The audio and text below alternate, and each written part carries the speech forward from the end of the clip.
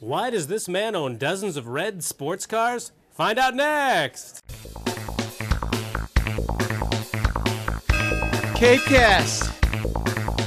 Howdy folks, I'm Eric Williams and welcome to CapeCast, the official webcast of the Cape Cod Times for November 7th.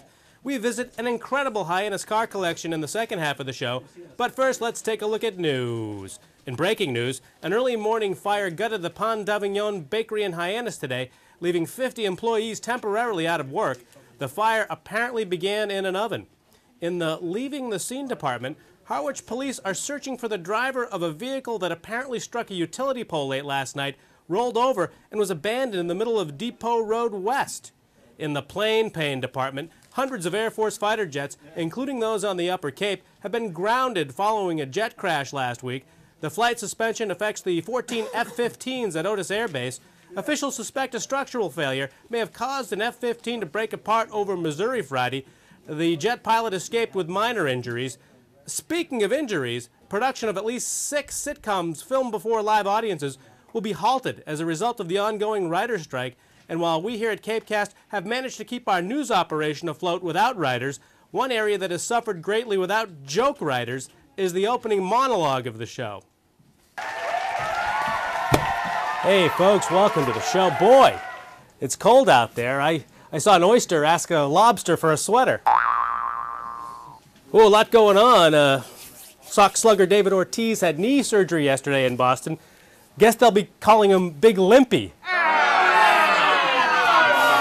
We're here on Scudder Avenue in Hyannisport at the Simmons Homestead Inn, and behind the inn is Toad Hall, a mysterious place of beautiful red cars. Bill, what are we looking at here? It's a guy thing that got a little out of control, I'm afraid, but what the heck.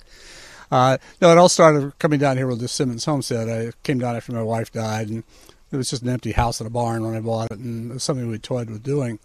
And I always had 3 or 4 cars, and after I was down here about 5 years, I got another couple of cars and then didn't trade in the inn, and got up to about 20 cars, I guess, and I just started building outside sheds and sticking them back here. Now, Bill, I'm seeing one color, and maybe it's just my lunch reacting strangely with my eyeballs, but it appears almost every car is red. What's going on with that? It goes back to where the Toad Hall came from. Kenneth Graham wrote a book, he was an Englishman, in 1908, called The Wind in the Willows, and Toad was a cartoon-type book, and Toad was just fascinated by the motor cars that were just starting to come out in the early 1890s.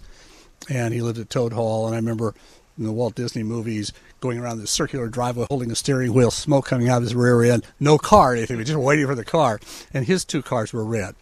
Hence, but I think if you look around, there are probably 40 shades of red. And then one you can't really call red, that Lotus Elite, which is their first production car. Probably the prettiest car Lotus ever made. It's rare they made. Yeah, what is your favorite, Bill? The favorite car is around the corner, the Lotus 7. It's a Series 4 in 1974. This was the last year they made them. And it's sort of like a Formula Ford with fenders. I mean, you can drag your knuckles along the ground, and there are no doors in it. You just get into the thing. But it's a neat little car. I had it for 17, 18 years, and it's just fun. Well, I would imagine folks, when they stumble upon this or find out about this, walk in the door and are just flat out delighted. Oh, yeah, they freak out. The ones that are... We have different prices. I charge $8 for adults and $4 for older kids. The younger kids are free. And you'll occasionally get people that ask for a senior discount. Well, seniors have to pay another $2 because they relate to it more than anybody else. So we charge extra to seniors, but we will let them come in. Okay, let's chuckle our way over to the world of sports. In the set, spike, kill world of girls high school volleyball, Bourne beat Case 3-0 in the Division II South quarterfinals last night. Now let's check the all-important Cape and Islands weather forecast, backed by video from Wellfleet Harbor this morning. For tonight, partly cloudy with a low around 33. For Thursday, mostly sunny with a high near 47. Hey folks, check out Thursday's Cape Cod Times for a health section story on what works and what doesn't work in the world of weight reduction. Okay, we've got to get out of here. This has been CapeCast for November 7th. Till next time, see ya! CapeCast. Hey, retired Judge Michael Mukasey could be confirmed as Attorney General as soon as tomorrow, though this fuss over waterboarding almost sank him.